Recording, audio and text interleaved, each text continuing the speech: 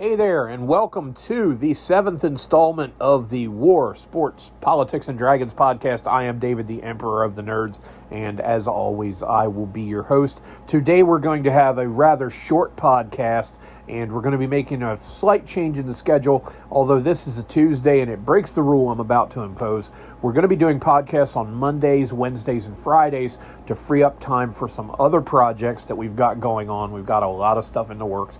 So please follow, like, subscribe, share, everything.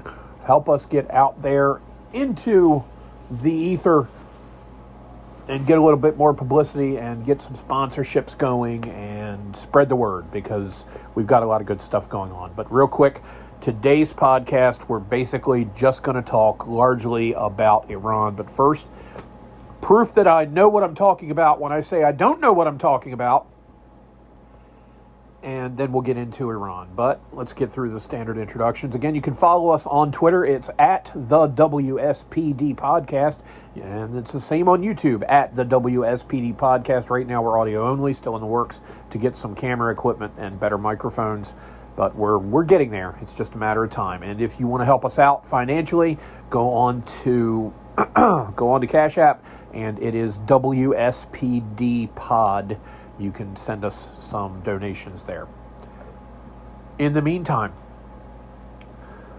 to prove when I say I don't know what I'm talking about, I mean I don't know what I'm talking about. And yesterday I made a quick prediction in the Division I College Football National Championship, which had University of Miami playing against the University of Indiana.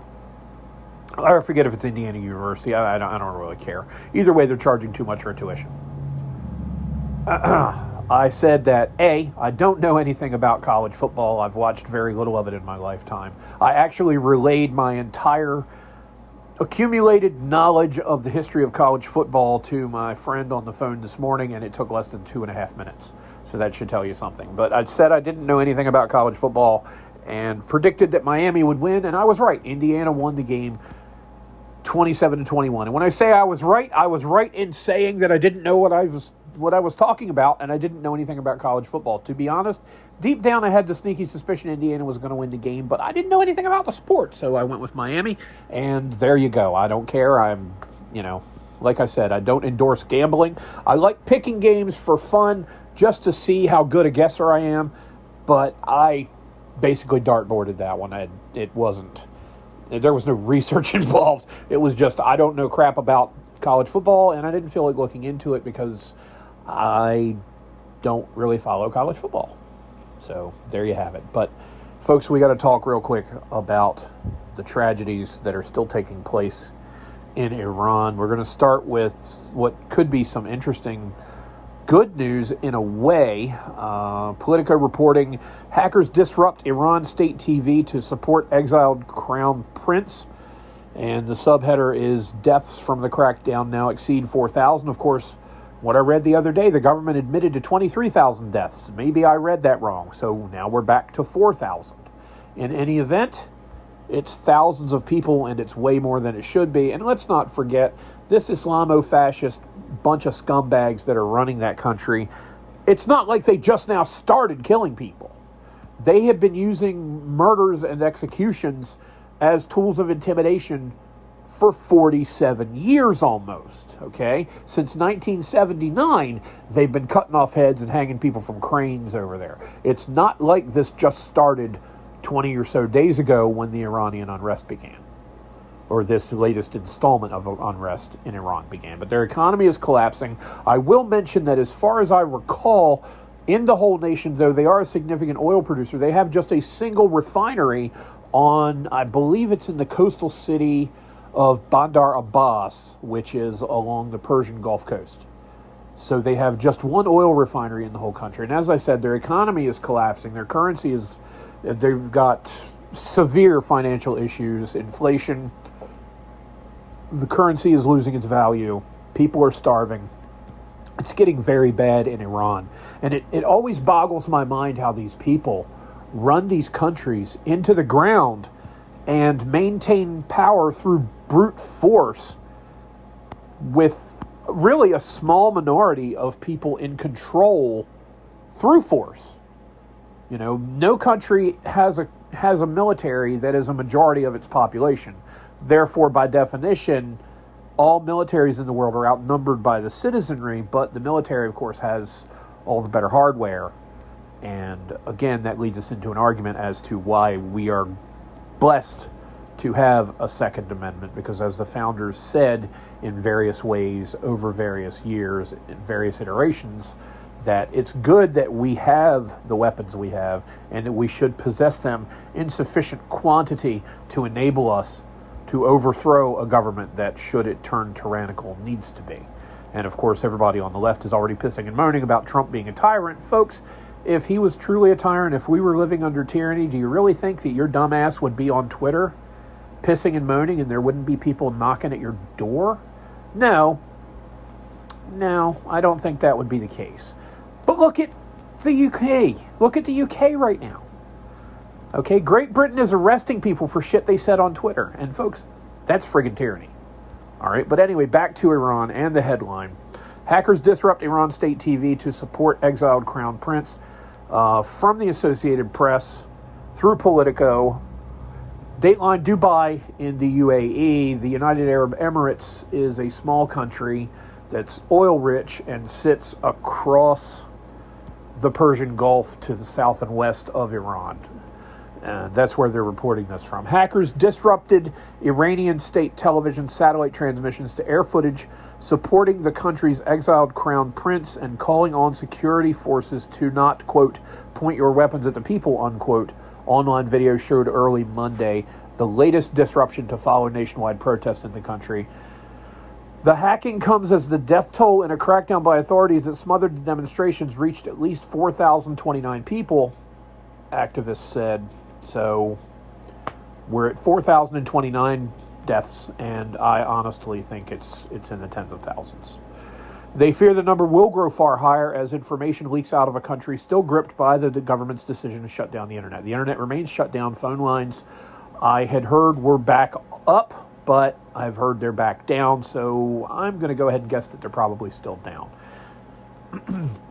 Iran's Foreign Minister Abbas Araghchi, whom we'll just call Dickface, had his invitation to speak at the World Economic Forum at Davos, Switzerland, withdrawn over the killings, and we won't discuss the WEF at Davos, where billionaires fly in on private jets and eat Wagyu steak, which costs hundreds or thousands of dollars per pound, while telling us that we should all eat bugs and walk to work and sleep in apartment pods the size of a walk-in closet, basically.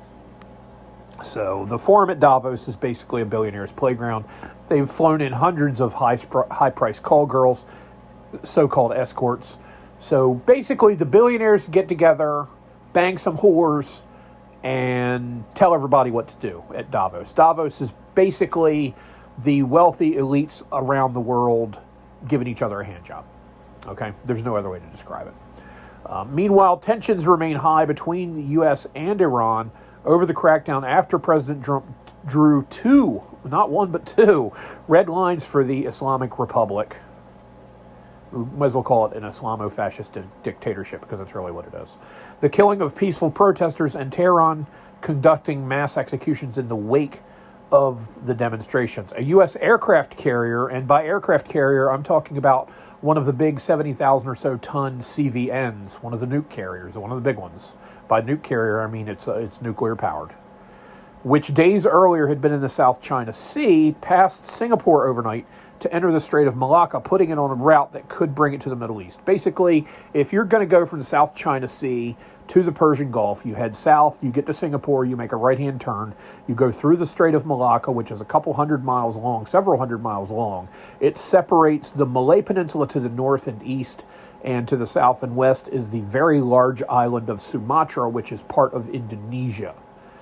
Once you get out of the northwestern tip of that passage, you're in the Indian Ocean. To your right is the Andaman Islands. And as a matter of fact, in the Andaman Islands, on one of the islands, is a tribe of people that nations of the world have collectively agreed to leave alone, and no one is actually allowed to visit those islands. We'll talk about the lost tribe of the Andaman Islands some other time, But suffice to say, they are a primitive tribal culture that live on that island. We have isolated them. If you're a Star Trek fan, we're basically trying to exercise some variation on the theme of the Prime Directive to not interfere with the development of a culture. And that's basically how we're handling this one tribe on this one island in the Andaman Islands in the Indian Ocean. But anyway, when you get into the Indian Ocean, you continue to head west. You will go past the southern tip of India. Just before that, you'll go past the southern tip of the island of Sri Lanka, which is its own small nation.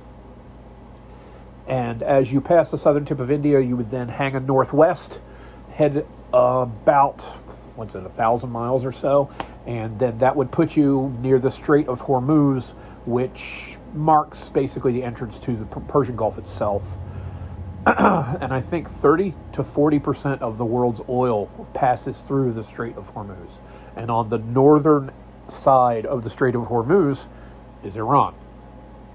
So, suffice to say, oil prices might be lower than they were, but I don't see them dropping much more in the near future. So anyway, the Abraham Lincoln is the name of the carrier that is headed that way. The footage that was as a result of the hack, the story reports, aired Sunday night across multiple channels broadcast by satellite from Islamic Republic of Iran Broadcasting, which is the country's state broadcaster. It is to Iran what the BBC pretty much is to Britain. The video aired 2 clips of exiled Crown Prince Reza Pahlavi, then included footage of security forces and others in what appeared to be Iranian police uniforms.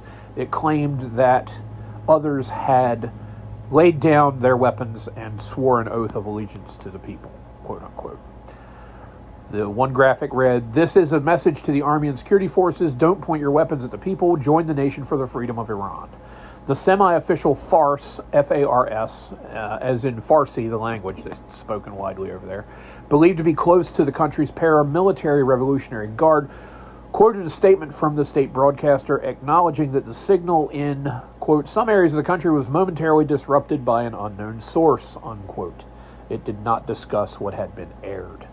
A statement from Crown Prince Pahlavi's office. Oh, by the way, if you hear significant background noise, it's because it's colder than a well digger's butt here in the studio, and I've actually had to plug in a small space heater, and that's what you hear running, is the small space heater. Anyway, a statement from the Crown Prince's office acknowledged the disruption that showed the Crown Prince, but did not respond to questions from AP about the hack. It's still an open question, the story goes on to say, as to how much support Pahlavi has inside Iran, but there have been cries that have been in favor of reinstalling a Shah at the demonstrations and at night since the crackdown. And of course, this was not the first time Iranian airwaves were disrupted, according to the story. In 1986, the Washington Post reported that the CIA supplied the prince's allies, quote, a miniaturized television transmitter for an 11-minute clandestine broadcast, unquote, to Iran by Pahlavi that's pirated the signal of 2 stations in the country. In 2022, multiple channels aired footage showing leaders from the exiled opposition group Mujahideen-e-Khalq and a graphic calling for the death of Iran's Supreme Leader Ayatollah Ali Khamenei, whom we will call S-Hairs. As tensions remain high between Iran and Washington, ship tracking data analyzed by the AP on Monday showed the Lincoln, as well as other American military vessels in the Strait of Malacca after passing Singapore, as I said. The Lincoln, of course, had been in the South China Sea as deterrent to China over tensions with Taiwan. And it went along with the USS Frank Peterson, the Michael Murphy, and the Spruance, which are all Arleigh Burke-class guided missile destroyers. I think that is a DDG, is what the designation is for that type of ship. The Abraham Lincoln, of course, is a CVN. And I want to say it's CVN 77, but I bet I get that wrong. Multiple U.S. media reports quoting anonymous officials have said the Lincoln, which has its home port in San Diego, which is kind of true for most ships based in the Pacific, was on its way to the Mideast. It will likely need would still need several days of travel before its aircraft could be in range of the region, even if they do any what are called shuttle bombing attacks, which is you take off from one base, you conduct your attack, and then you land somewhere else. In this case, you'd be taking off from the Abe, striking a target in Iran in this scenario, and then landing in, say, Kuwait or somewhere else. You're still out of range for that unless, and they wouldn't do this because it's not practical and they have other assets in the area. They would not launch those planes from, say, the Strait of Malacca and have them tank several times en route. They would not do any mid-air refueling on the way to a strike because there are other planes that are way closer. So they're going to wait about 5 days, probably, maybe fewer. The Strait of Malacca is several hundred miles long. It's slightly farther a distance from the northwest tip of Sumatra to the southern tip of India, and then it's significantly longer from the southern tip of India to the Strait of Hormuz. You're looking at a couple thousand miles at 20 knots. It's a 4-day trip. They might be going faster. U.S. aircraft carriers, since the Essex class, have been capable of making 30 or more knots. I think the Essex class could actually make 33. And with a nuclear-powered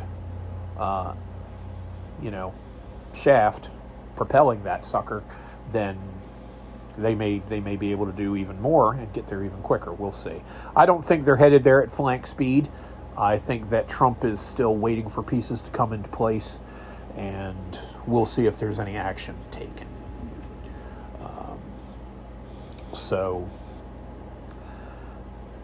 The death toll exceeds that of any other round of protests or unrest in Iran in decades and recalls the chaos surrounding the 1979 revolution.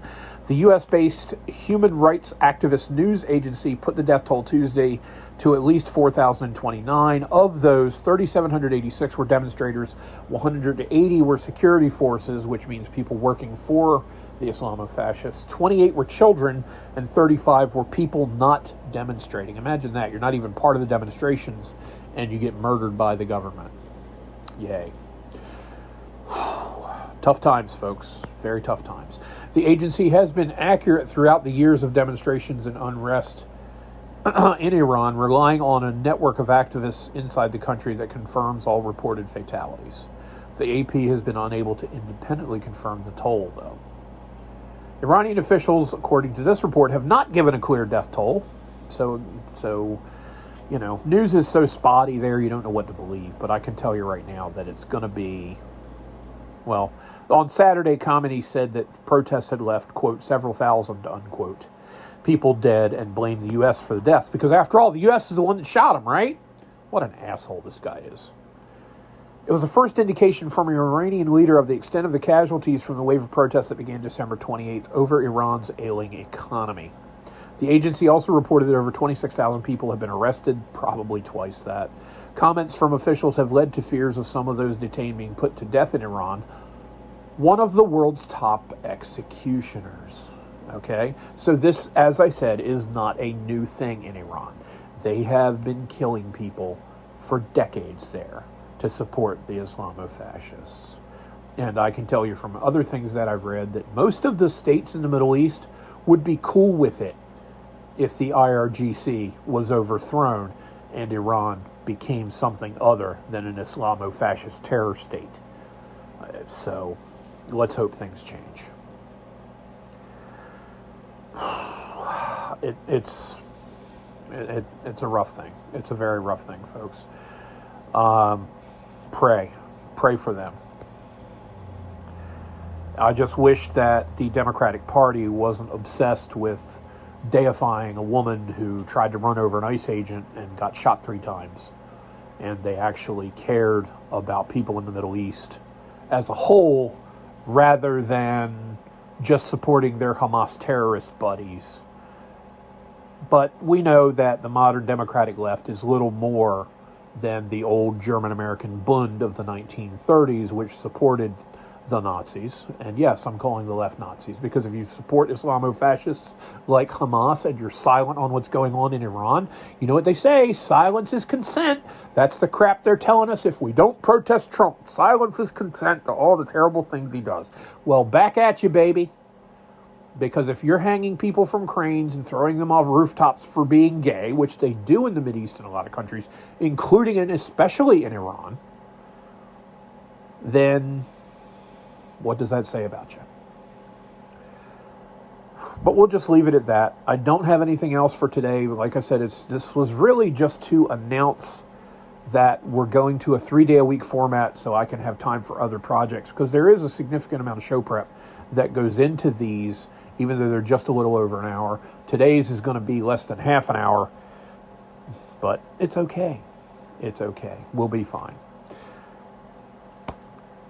Plus, to be honest, I'm still not feeling all that great. And with it being cold in the house and then getting over a cold, it's a double whammy. I did eat some really good lunch. Our friend Joe, who's like a brother to me here of late, made brisket yesterday. And I just had some brisket and some scalloped potatoes for lunch. And, oh, this guy can cook. We really need to get him on Facebook plates or maybe even talk about opening a restaurant. He's that good.